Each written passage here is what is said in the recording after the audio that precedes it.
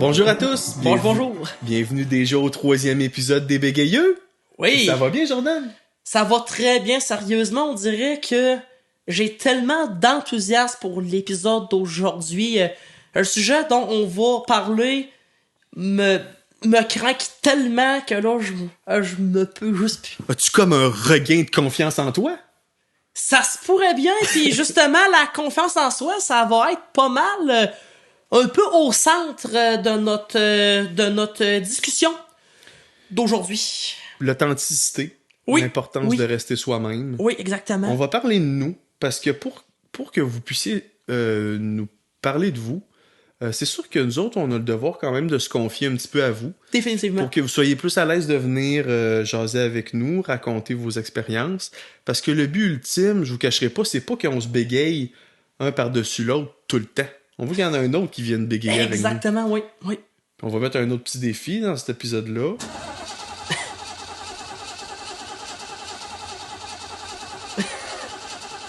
Ça se peut que des fois on bégaye plus longtemps. Ouais!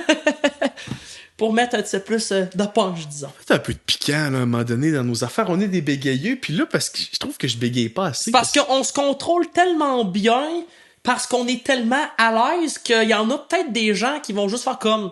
Vous êtes pas des vrais bégayeux, vous autres, vous êtes des fakes. Non, on n'est pas des fakes, on est des vrais bègues, pis est-ce qu'on bégaye? C'est juste que là, des fois, on bégaye moins, mais on va essayer de bégayer plus, là. On va se forcer. Et voilà, c'est ça. Fait que, écoutez, pour parler de moi, parce que d'abord, la confiance en soi, chez les bègues, c'est sûrement quelque chose qui est difficile pour plusieurs bègues, puisque c'est quelque chose de tabou, on dirait, au Québec. Personne n'en parle. Même moi-même, j'ai eu de la difficulté à me faire embaucher où est-ce que je travaille présentement. Ça fait déjà plus de 7 ans que je suis là. Tu sais, c'est parce que, je veux dire, les patrons, les supérieurs dans le domaine de la vente, mais on a sûrement une petite crainte, hein, avec les gens qui bégayent. Là, il va-tu ruiner mon entreprise parce qu'il bégaye? Je pense pas. Peut-être que tu connaisses plus ton stock. Parce que si t'es pas crédible, ben là, par exemple, le bégaiement vient prouver que tu connais pas ton stock parce qu'en plus, tu bégayes, en plus, tu nages. Donc, quand t'es bègue, faut peut-être que tu viennes compenser un peu ton léger handicap avec autre chose. Donc, si t'es capable de prouver que t'es quelqu'un de vraiment solide, l'employeur va faire comme, il bégaye un peu, mais il est tellement solide. Je le garde, là. Mais t'as pas le choix d'être en confiance sur le sujet que tu parles. Définitivement. T'as pas le choix parce que en partant, déjà, les autres vont déjà être sceptiques, douteux parce qu'ils pensent que tu cherches tes affaires. Exactement. Oui. Mais tu cherches pas tes affaires. La confiance en soi. Exactement. Confiance en soi. C'est la clé. Une chose que je pourrais ajouter, quand tu disais que lorsqu'on est bègue, que la confiance en soi, que c'est pas évident, moi, j'irais encore plus loin que ça. Je dirais qu'en fait, pour une bonne partie de la population, la confiance en soi, c'est quelque chose qui est vraiment pas évident. Puis là, je me dis, dans ça, disons qu'on prend déjà un bon pourcentage de la population qui sont pas capables d'avoir de confiance en soi. Prends en plus un bègue qui, naturellement, a de la misère à avoir de la confiance en soi, puis qui en a encore moins, étant donné qu'il sait que lorsqu'il va aller parler devant les gens qu'il est gêné de tout ça, je pense que les bègues, en bout de ligne, on part une coche en dessous. On est comme dans la cave. On est dans la cave. C'est ça. Parce que... Puis même s'il y a 6 sous-sols, on est dans le 6e. Là. Oh, on est complètement dans la cave. Donc, on a déjà un défi de plus à relever pour, je pense, pouvoir atteindre un niveau de confiance en soi égal aux autres. Donc, c'est de pouvoir juste passer au-dessus du fait qu'on bégaye et regarde. Je bégaye, mais c'est pas grave. Les gens vont faire avec. Puis, je suis capable de me contrôler. C'est ça. Si vous avez le talent, les gens vont vous croire, ils vont vous aimer, ils vont... Tu sais, la confiance, c'est dans les yeux, c'est dans la posture, c'est dans la façon de faire, c'est dans... Oui. Faut connaître son stock, évidemment. Faut connaître son sujet, mais non, je niaise.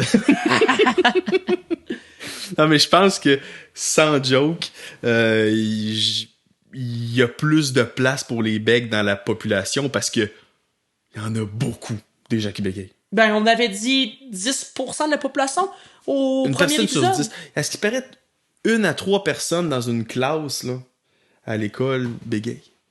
C'est possible. Moi, quand j'étais à l'école, je m'en rappelle pas de ça. En tout cas, moi, j'en étais un, bien sûr. On se le cachera pas, mais je vais être franc avec toi.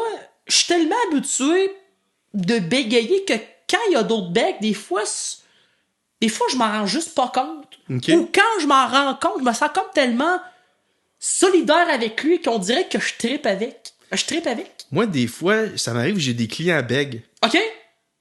Puis c'est drôle à dire, mais ouais. tu sais, je les supporte pis tout, puis je les écoute, puis ça me fait oui. plaisir. C'est sûr. Mais j'ai envie de rire. J'ai envie de me marrer. Ah ouais? Des fois, j'ai envie de rire, mais je me dis, mais là, est-ce que c'est comme un noir qui est avec un autre noir? Ouais. Ben, en tant que tel, la personne... Qui dit le mot en N? C'est ça, oui. Ou est-ce que c'est tabou de rire d'un autre bègue quand tu bégayes? Le trouble dans ça, c'est que c'est pas tous les gens qui sont rendus au même stade que toi et moi. Non, c'est ça. Comme exemple, là, quand j'étais à mon salon de l'agriculture avec l'université de vouloir environ un mois, il y a le père d'un de mes amis qui est venu me voir au kiosque. Puis il bégayait comme moi, puis pas mal le même type de bégaye avec moi, mais ils ont bégayé pas mal sur les mêmes choses. Puis je l'écoutais, puis j'ai été fasciné de voir quelqu'un qui bégayait un peu comme moi, mais moi, j'avais pas nécessairement le goût d'un peu rire comme qu'est-ce qu'on fait là.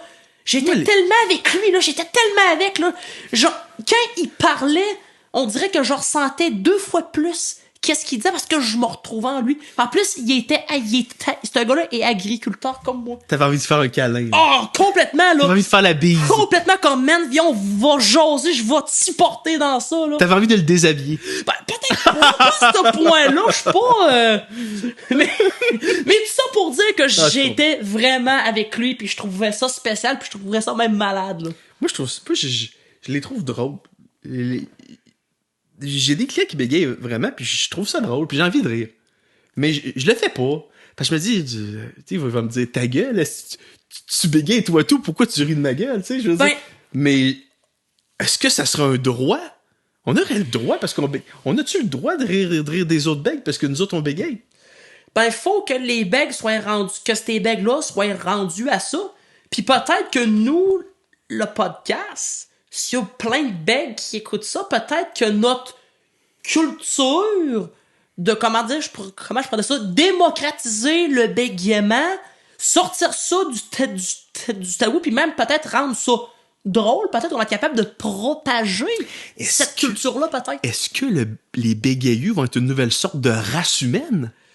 Moi, je dirais pas de point de vue de race. Ça commence à être rendu plus on n'est pas là. Discrimination. On n'est pas là. Mais je comprends ta manière de parler très, très bien. On s'excuse, on n'est pas une race. Mais une chose que je pourrais pousser plus loin en fonction de quand tu dis que des fois que t'as envie de rire avec les bègues. Oui. Mais j'ai envie de rire d'eux autres, j'ai envie de rire de leur gueule aussi, mais eux autres, ils auraient le droit de rire de ma gueule aussi. Moi, je vais être franc avec toi, mais mes bons chummés avec qui je passe beaucoup de temps, quand je bégaye, des fois, ils rient avec moi, mais ils rient pas nécessairement du fait que je bégaye, mais vraiment le bégaiement pur. Ils bégayent! C'est toute une aventure, le bégaiement. C'est ça. Ce qui trouve drôle, c'est les tournures de phrases que je fais. Des fois, quand je bégaye, mes phrases, des fois, je vais les commencer ou les finir de manière un peu spéciale. Puis ils trouvent ça drôle de la manière que je vais faire mes tournures de phrases. Tu vas-tu comme chercher un autre mot ou le chanter? Comme un peu chantonner? Des fois comme un peu le finir comme un peu avec un genre de chantonnage un peu. Ou des fois, je vais vouloir dire un mot, puis là, je switch un autre. Mais comme la transition, ils trouvent ça bien drôle. Ils trouvent ça bien drôle. Parce que des fois, on veut dire un mot, Ce mot-là sort pas. C'est ça. Fait qu'on le remplace par un autre mot. Ouais, ça, c'est un des trucs qu'on utilise couramment lorsqu'on bagaye pis que ça sort pas. Mais des fois, le mot, là, il veut pas dire la même chose, là. On essaie, moi, je vais être franc avec toi. Moi, dans ma tête, j'ai une grosse banque de synonymes. Des On n'a pas le choix. De mots courants que quand un sort, bon, je switch tout de suite on en plug, mais c'est ça. On n'a pas le choix. Tu me donnes ça un exemple? Là, j'en ai pas en tête. Là, exemple, le meilleur exemple que t'as donné tantôt, à la place de dire, exemple, bonjour, je vais dire allô. Allô, ouais. Oui. Exemple, à la place de dire, est-ce que ça va bien? Des fois, j'ai de la misère à le dire, je vais juste dire, comment vas-tu? Toutes des petites choses, toutes des petites nuances, mais que ça peut faire toute la différence. Toute la différence. Parce que c'est poche, tu sais, quand t'es en face, pis là... Voilà, le monde sont comme... Salut, ça va? Le monde sont comme, t'es-tu possédé ou quoi? C'est comme... Là, ça, elle te connaît pas, c'est pas t'es qui, tu fais quoi, t'es où, t'es quand, t'es comment? Là, t'es comme... On va me chercher quelqu'un d'autre, là. C'est bon. Tu craches dans la face, ça, c'est passé mouchoir. Mais sinon, pour revenir à qu'est-ce que tu disais tantôt, que lorsque t'es bègue, il faut mieux connaître soit notre matière ou qu'est-ce qu'on a à dire. Oui. Moi, je crois que dans cette situation-là, être bègue pourrait, dans une moindre mesure, mais quand même, être quasiment un pouvoir. C'est un pouvoir. Parce que vu que t'es conscient qu'à cause de ton bégaiement, que t'as besoin de faire un peu plus pour te démarquer puis que le monde t'accepte quand même, ça te pousse à toujours aller plus loin puis être meilleur. En tout cas, moi, dans mon cas, j'ai toujours fait ça. Les gens devraient peut-être nous vénérer, peut-être. Peut-être pas à ce point-là encore, mais ce que je veux dire... Si on se fâche, on est beaucoup. Il y a beaucoup de bègues quand même. Non, c'est quand même 800 000 personnes au Québec. Si on se fâche, ça va faire des flamèches. Mais ça pour dire que, moi, en tout cas, moi, dans mon cas, le fait d'être bègue m'a toujours poussé, surtout exemple quand c'était des exposés oraux ou des situations où est-ce qu'il fallait que je présente quelque chose, ça m'a toujours poussé à faire plus pour démontrer aux gens que même si je suis bègue, que je suis capable de très bien faire les choses. Puis moi, je vois ça un peu comme certains... Mais c'est comme ta gueule, laisse-moi parler. Je suis bègue. Quasiment, c'est ça, ouais. Donc moi, ça m'a quasiment... C'est quasiment une qualité pour moi, si tu veux. En fait, c'est une qualité sur plusieurs sens. Autant il y en a qui disent qu'ils trouvent ça charmant, trouvent que ça donne un style, ça nous pousse à faire plus. C'est une qualité sur divers points, diverses situations, je crois. Oui, c'est vrai. Moi, je me considère quand même comme chanceux parce que je suis quand même quelqu'un qui a une grande confiance en soi. Oui. Ben, je pense que nous deux, on est pas mal comme ça. On se ressemble là-dessus. Je pense qu'à l'âge qu'on est rendu, le cheminement qu'on avait à faire sur notre confiance et le bégaiement, je pense qu'il est fait, ce cheminement. Oui, je te dirais que je pense quand même souvent à moi. C'est ça que ma copine, elle me dit souvent. Elle me dit que je pense beaucoup à moi. Peut-être un petit peu plus imbu de moi-même que toi. C'est possible. Là. À chacun si on veut sa personnalité. Là. Ben, c'est ça. À chacun sa personnalité. Puis ça prouve que dans le monde des bègues, il y a plein de types de personnes. On le prouve, là. C'est comme là, en ce moment, je t'écoute pas parce que je pense à moi, tu sais. Ouais, pis c'est correct de même. C'est correct comme ça. Non, c'est pas vrai. Je t'écoute, mon Jordan. On est dans un podcast, on s'amuse. Non, mais t'aurais pu te concentrer plus un peu pour pouvoir mieux contrôler ton bégaiement. Parce que je te cacherais pas que même moi, dans des situations où est-ce que faut que je me concentre plus pour contrôler mon bégaiement, des fois, j'écoute moins l'autre. C'est sûr que c'est peut-être un défaut, oui, mais je veux quand même pouvoir délivrer une bonne qualité d'élocution. Donc, qu'est-ce que tu viens de dire? Ça peut arriver des fois qu'on le fait pour mieux se concentrer sur notre bégaiement. Donc, si des fois, monsieur, madame, tout le monde qui nous écoutez de l'autre côté, vous parlez à un bègue, puis vous avez l'impression que le bègue vous écoute moins ou est plus concentré sur lui, c'est peut-être parce que là, il est conscient que son bégaiement est dur à contrôler puis qu'il faut qu'il se concentre plus sur qu'est-ce qu'il a à dire. Ben oui, mais c'est pas de sa faute, là. C'est un bégayeux. Pas de sa faute. Ben, en réalité, c'est pas de sa faute tellement. Ben, on est né comme ça, c'est dans nos gènes, on Exactement. bégaye. Qu'est-ce que tu veux que je te dise? Mais je tiens à dire quelque chose quand même à ceux qui bégayent et qui sont en vente. De toute façon, là, en vente, là, t'es censé écouter. Oui, c'est vrai. T'es censé arrêter de parler. C'est vrai. Ça, c'est le problème de plusieurs vendeurs. Ils parlent trop, puis ils doute pas. brûlent leurs clients bien raides. Et voilà. Tu écoutes. Quand t'écoutes, tu parles pas, tu bégayes pas. Oui. Un coup, tu as dit tes affaires que t'avais à dire, là. Oui. Tu fermes ta gueule, puis t'écoutes ton client. Oui. Le client, là, c'est lui qui le sait ce qu'il veut. Exactement. C'est lui qui va te le dire. Exactement, oui. Tu as juste à dire, c'est-tu dans ton budget, c'est-tu dans ton prix, c'est-tu qu'est-ce que tu... Faut que tu cibles son besoin, puis pour cibler son besoin, faut que tu l'écoutes. Je pense que oui. Fait que, tu sais, par téléphone, c'est dur, parce que là, t'as besoin de parler. Moi, c'est là que je bégaye le plus. C'est là que... Email, j'aime bien ça, mais en vente... Vendre ce que je vends...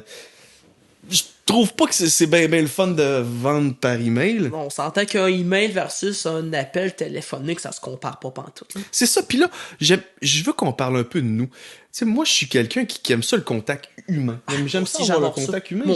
J'aime vraiment ça, connaître la personne avec qui je suis. Puis, Jordan, nous, ça va bien. Écoute, dans la vraie vie, il y a longtemps, on n'était pas des amis. Quand on s'est rencontrés, on s'est dit, ah ouais, go, on le fait. C'est ça. On est pareil un petit peu là-dessus. Oui, oui. Mais le contact humain, là, même si t'es bègue, là, tu peux en avoir un parce que c'est dans les yeux, c'est dans la posture, c'est dans ta façon de parler. Tant qu'à moi... Dans ton authenticité. Oui. C'est faut que tu sois honnête avec l'autre qui est à côté de toi. Exactement. Si tu y mets en pleine face, tabarouette, ça marchera pas.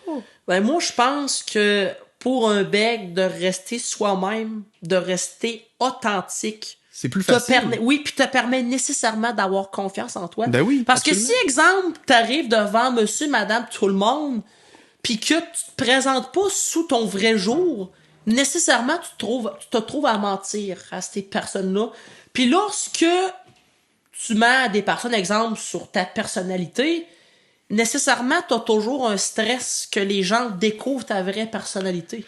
Puis quand t'as un stress, ça gruge ta confiance en soi, puis en même temps que tu mens aux autres sur ta personnalité, tu te mens à toi-même. Absolument. Donc, nécessairement, tu mines ta confiance en soi, puis ton bégaiement, tu l'aides pas pantoute. Non, parce que si tu te mets en doute, si tu te mêles dans tes menteries, tu vas bégayer encore plus la personne. Terrible.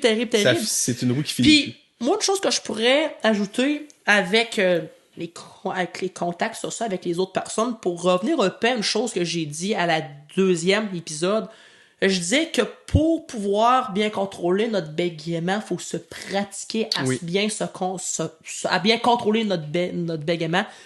Ben, dans les interactions avec les autres, plus que tu vas interagir avec les autres, plus que les gens vont apprendre comment tu es. Qu'est-ce que le bégaiement est? Complètement d'accord avec toi. Parfait, comme ça, c'est ce qu'on veut. Puis, moi, je vois ça un peu comme des blocs Lego. Oui. Plus que tu vas aller rencontrer de gens, plus t'en fais, plus tu deviens accro. C'est ça, les blocs Lego, dans le fond. Ben, quasiment. Puis je pense que les Lego, t'aimes pas mal ça, hein. Bon, moi, je suis un gars de blocs Lego. Je vais vous dire. J'ai pas apporté de création avec moi aujourd'hui, mais peut-être une prochaine fois. Tu pourras parler de ça. Je suis un grand créateur. Je suis un peu gamin, en fait. C'est important de garder son cœur d'enfant. Garder son cœur d'enfant. Voilà. C'est important. Parce que de toute façon... les cheveux blancs vont te pousser un moment donné. Et moi, ça commence. Là. Plus t'es stressé, le Québec est tellement stressé. Dis pas ça, là. J'ai 25, dis pas ça. Gardez votre cœur d'enfant. Et voilà. Je vais continuer qu'est-ce que je disais avec les interactions avec les autres. Tout oui. Parfait, c'est bon. C'est ça. Donc, plus que tu vas aller rencontrer les autres personnes, tu vas pouvoir leur démontrer comment t'es, puis bien sûr, tu te montres sur ton vrai jour, tu restes authentique, tu leur expliques un peu le bégaiement, c'est quoi.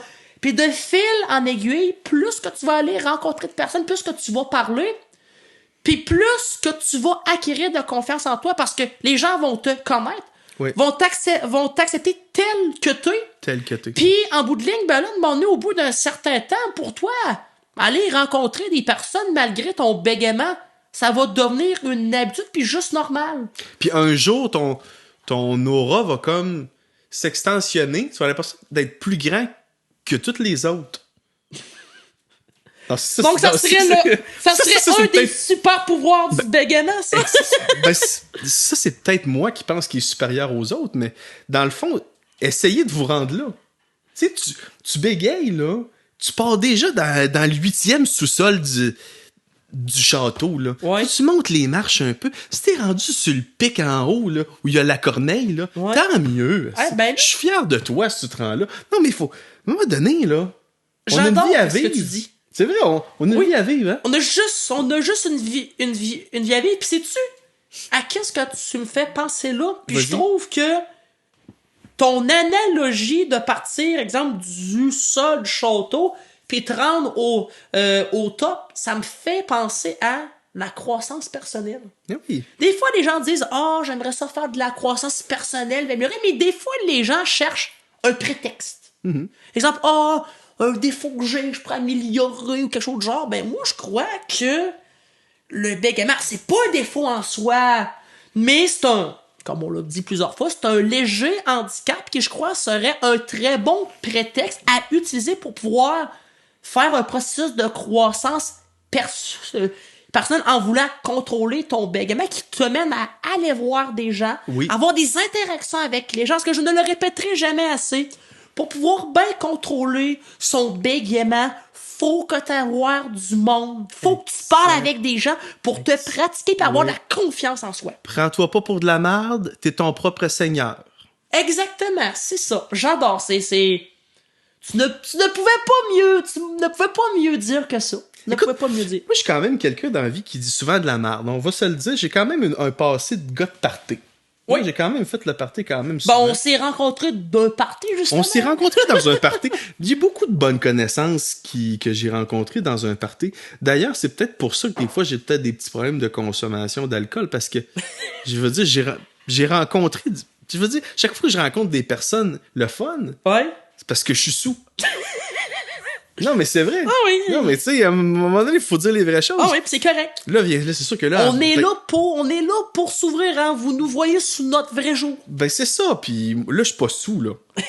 Mais c'est que, en fait, ce qui se passe, c'est que il faut être nous-mêmes pour que les autres nous acceptent. Et c'est tout. C'est ça. Moi, une chose que je pourrais ajouter sur ça, tu sais, quand tu dis, bon, ben, tu pars du sol, puis tu te rends jusqu'au top du château. Oui, absolument. Moi, je pourrais dire qu'il y a encore plus haut que le top du château, puis je vais te donner un exemple. Au-dessus des nuages, genre, admettons. Disons, ouais. On dit, là, sky is the limit, mais c'est pas la vraie limite. C'est ça, ouais. Regarde, d'exemple, là, vous pouvez voir la BMAC que j'ai. Moi, j'adore le monde country western. J'aime ce domaine-là. Je suis dans ce domaine-là, bien sûr, puis j'aime le style vestimentaire. Mais je vous cacherai pas que ce style vestimentaire-là, j'ai commencé à le porter secondaire 4, début secondaire 5 avant. J'avais pas assez de confiance. Donc, j'avais déjà assez à dealer avec le bégaiement puis augmenter ma confiance en soi. Disons que j'ai pas été tout de suite pour ça. Mais rendu ça secondaire 5, comme je l'avais expliqué dans le dernier épisode, là, j'étais rendu vraiment confiant. Là, c'est là que j'ai fait, bon, moi, dans le fond de moi, j'aime ça être habillé style vestimentaire country ou western, puis dans le fin fond de moi, c'est ça que je suis. C'est ton image à toi, c'est ça. Moi, je suis en noir, je me prends pour Mike Ward, écoute, je suis confiant. Ouais, lui, il fait des excellents podcasts, là. Oui, puis aussi, des fois, là, il parle qu'il y a des problèmes d'alcoolisme aussi, donc je trouve que ça fait de bon. T'es-tu en train de me dire que je suis comme Mike Ward, toi? Non, je vais juste faire des petites analogies comme ça. Il va checker ça, puis il va me mettre à me niaiser, là, lui, là. Ça serait parfait. Parfait. Fait que faut se décrire notre identité. Moi, j'aime ça le noir parce que je trouve ça sobre. Puis de toute façon, dans la vie, j'ai pas envie que les gens regardent mon linge. J'ai envie qu'ils regardent ma face parce que je leur parle. Puis c'est ça. Puis j'ai une belle face. Puis aussi, je pense que la tenue vestimentaire, c'est une manière démontrer un peu notre personnalité. Oui, faut pas trop exagérer. Non. Là, tu sais, des fois, le jaune, ça fit pas avec, mettons, le rose, là, tu sais. Pantalon jaune. Mais peut-être, oui, le linge nous permet un peu de démontrer notre personnalité, un peu comme pas un peu attirer les gens. Mm-hmm. Mais un coup que t'as les gens avec toi, là, c'est le temps de t'extérioriser. Leur expliquer comment t'es. Oui. Puis exemple, dans le cas d'un bègue, dire, ben, je suis bègue, mais ça sera pas trop long qui va finir par s'en rendre compte. Ça a bégayé un peu. Ouais, là, ça lag un petit peu, là. Ça lag, hein? C'est ça. Mais ça pour dire que un coup que je pense que t'es rendu à pouvoir t'affirmer autant de par ton style vestimentaire, de par ta manière d'agir avec les autres, je pense que du côté de la confiance en soi, t'as déjà atteint un certain niveau. Je pense qu'exemple, un petit clin d'œil que je pourrais faire qui démontre un peu une gradation au fil du podcast. Dans les 2 premiers épisodes, j'avais une calotte brune, une calotte Ranch Brand, qui est une marque de linge que j'adore beaucoup. Okay. Puis là, je me suis dit, là, on parle de confiance en soi, mais on va faire la même gradation que j'ai faite durant ma vie. Au début, je portais beaucoup de casquettes, puis à un moment donné, je me suis mis à porter le chapeau de cowboy plus en public, puis sans être dans une occasion, exemple, que c'est un festival country ou un rodéo. Donc aujourd'hui, j'ai décidé de porter mon chapeau, puis j'ai aucune gêne, je suis fier de le porter, ça représente ma personnalité, mais au moins ça démontre que dans vie, la confiance en soi, c'est vraiment étape par étape, puis que cette étape-là, autant que tu peux, comment je pourrais dire ça, la ressentir intérieurement, que tu peux la démontrer puis l'exprimer aux gens extérieurement. Donc on s'entend là, si j'avais pas bâti ma confiance en moi là, un bègue habillé en linge country western avec un chapeau de cowboy qui s'en va en public là. Ça n'a pas rapport. Si j'avais pas de confiance en moi là, je serais jamais capable de faire ça. Non. Mais étant donné que j'ai confiance en moi, que je veux que les gens voient, moi je suis tel type de personne, voici un peu à quel monde, à quelle idéologie comment je peux dire ça? Parce qu'on sent la vibration qui est plus haute, puis ceux qui voudraient t'écœurer, là, ils osent même pas. Il y a peur. Exactement. Il y a la chienne. Oui, le but c'est pas d'écraser les autres, pis c'est pas de. Mais tu l'écrases par ta confiance en. Oui, ça, ouais. Donc tu l'écrases sans nécessairement être méchant, juste ta prestance. Ta prestance. La confiance que tu dis que t'es tu quelqu'un dégages. De confiance. C'est ça. Puis en plus que si cette personne-là oserait venir te parler, puis qu'il se rend compte que tu bégayes puis que tu t'en fous, il est comme voyons. Ce gars-là, il bégaye. Il s'assume. Il s'assume tel qu'il est. Et voilà. C'est ça le secret. C'est vraiment... Ah, que c'est le fun. Quand on est heureux, on est bien dans notre peau, on vieillit jeune. Écoute, ça vient tout avec, là. Puis je crois que pour acquérir cette confiance-là, il y a des choix à faire aussi. Il y a des choix à faire. Tu sais, c'est sûr que... Décider d'aller en public, voir des gens, s'impliquer. Des gens nuisibles qui sont autour de vous. De pas avoir peur de leur dire soit qu'ils viennent te pourrir la vie, soit qu'ils ont des comportements nuisibles à d'autres personnes. Parce qu'on s'entend que un bègue, là, exemple, qui a pas tellement de confiance en soi, là, avoir le guts d'aller dire à quelqu'un d'autre qu'il n'apprécie pas ce qu'il fait, ça doit pas être évident à faire. Comme exemple, je pense que t'en avais déjà parlé un peu quand t'étais en secondaire 3. Oui. Puis que tu te faisais te cheurer un peu. J'étais gay. Secondaire 3, j'étais gay. Puis d'ailleurs, Jordan, toi, t'es toute seule. Imagine quelqu'un qui a autant confiance en soi. Jordan, il est célibataire. Les filles, Jordan, il est célibataire. Moi, je suis gay, je le trouve beau, là. Non, mais sérieux. J'aime bien ta mise en scène, j'aime bien. Non, je suis pas gay, vous avez compris que si vous écoutez les autres épisodes, je suis pas vraiment gay. Mais sincèrement, Jordan, parlons de tes relations amoureuses un peu, ou si tu veux, je peux en parler aussi. À ton goût, là, je peux y aller, ça me dérange pas partout. Moi, relation amoureuse, je vais être franc avec vous, j'ai 25 ans. j'ai eu une seule copine. T'es sérieux? Une seule copine, Parce que t'es en amour avec le chant, puis les affaires, l'agronomie, puis les années... Parce que t'es en amour avec ta ferme, dans le fond. Ça, c'est une passion, c'est une conviction, c'est un style. Ça c'est prend un la style de vie. Mais à un moment donné, ça va te Ça prend prendre beaucoup une de place, femme. c'est vrai, mais ça veut pas dire que je suis pas capable d'avoir une place Non, dans mon cas pour une femme. Et qu'est-ce que je veux dire, c'est que j'ai eu là une copine, c'est une très bonne personne, une très bonne personne, puis dans mon cheminement de prendre la confiance en moi, puis de m'améliorer sur mon bégaiement, elle m'a aidé, puis elle m'appuyait dans ça, puis contrairement à d'autres personnes, elle m'a pas jugé à propos de mon bégaiement, elle m'a pris comme ça, puis elle m'a même dit qu'elle trouvait ça charmant, puis je lui remercie de tout le temps que j'ai été avec elle, puis elle m'a aidé dans ma croissance personnelle, puis dans mon gain de confiance en moi, mais à un moment donné, il y a des situations qui font qu'un couple ne marche plus, pis c'est correct comme ça. C'est le destin, puis je crois bien gros au destin. Puis moi, je me suis dit, regarde, ben, quand je vais me retrouver une copine, ben, ça va en prendre une ben, qui va être prête à partager mon style de vie. On pourrait dire que... J'ai pas retrouvé. C'est ça. C'est juste ça, mais on pourrait dire que bégayer, c'est comme sexy. Un petit peu dans le fond. Ben, je pense que oui. Je pense que dans un certain cas, oui, je pourrais dire. C'est un peu excitant. C'est comme... J'ai jamais sorti qu'un beg, là. Ah ouais, là. C'est un peu exotique. C'est wild un peu, là. C'est wild un peu, là. C'est hot, être beg, c'est cool. Je suis content. Non, moi, c'est sûr qu'avec les filles, j'ai fait du hip-hop et du breakdance au Rockwell Family à Belleuil. J'ai commencé, c'est ça, quand j'avais 11 ans.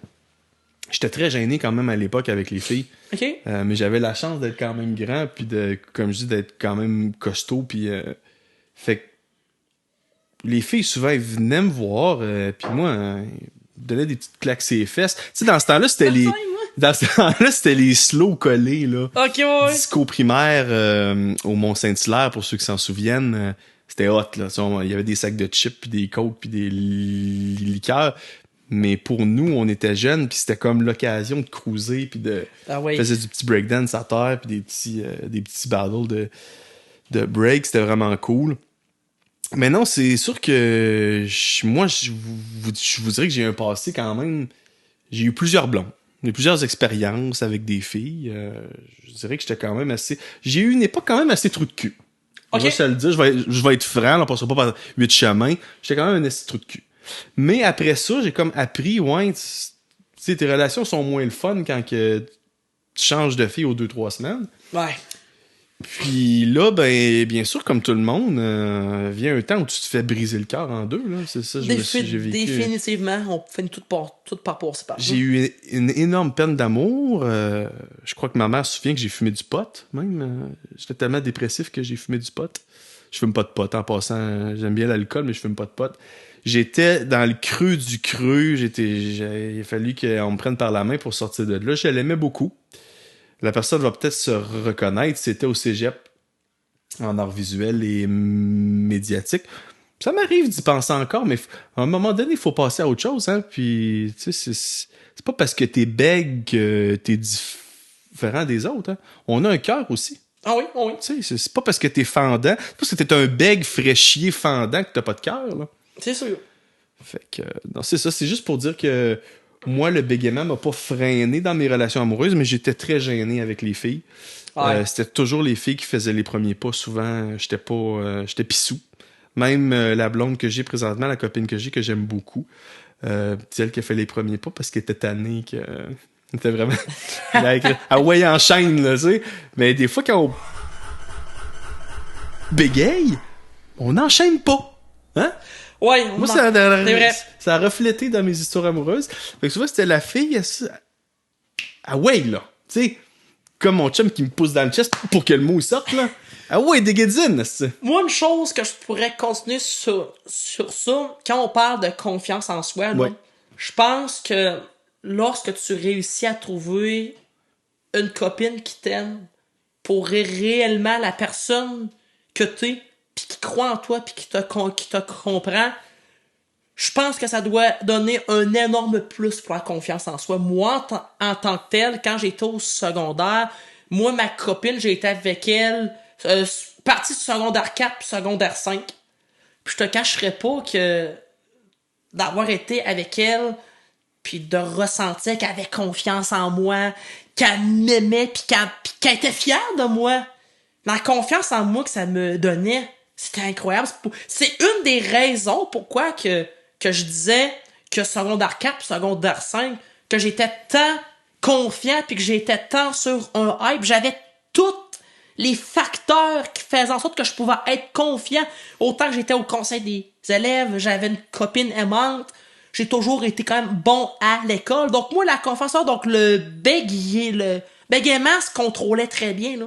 Mm-hmm. Donc moi, je crois qu'une copine ou une personne, ou même si c'est pas une copine, juste au pire, d'avoir des bons amis. C'est important. C'est très important. C'est important quand on est bègue de se faire un peu supporter, parce que des fois, on a des périodes que c'est plus difficile.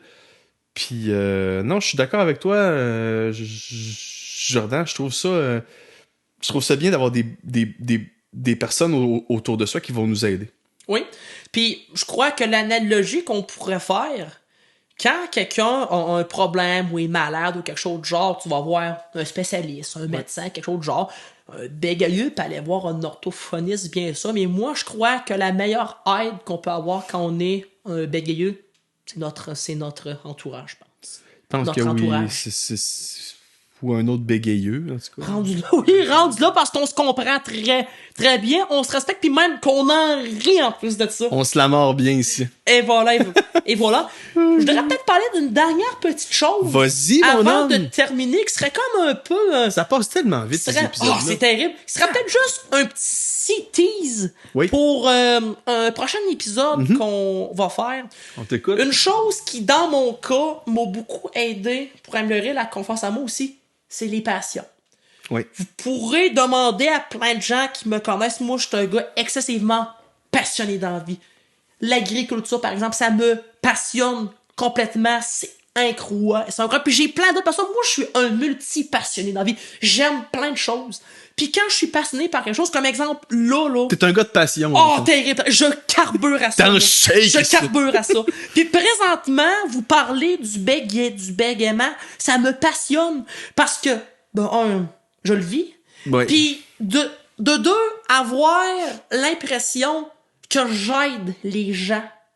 Ça me fait triper. Moi, aider les gens, j'adore ça. Donc, de pouvoir le faire, ça me passionne complètement. Oui. Une chose que je peux vous dire, lorsque t'es passionné, nécessairement, t'as confiance en toi.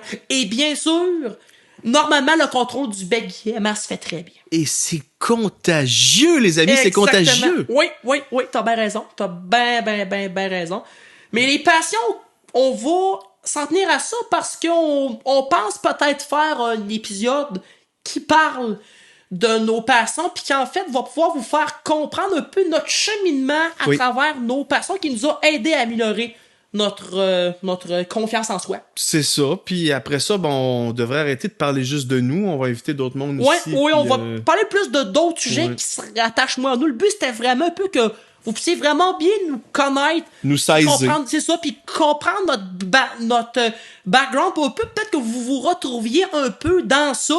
Mm-hmm. Puis que vous compreniez vraiment un peu toute notre motivation derrière la création du podcast qu'on fait. Exactement. Comprendre que Jordan est peut-être moins beau que moi, mais c'est une bonne personne pareil. Et voilà, merci. J'adore. OK, donc on se dit... À la prochaine! Salut tous!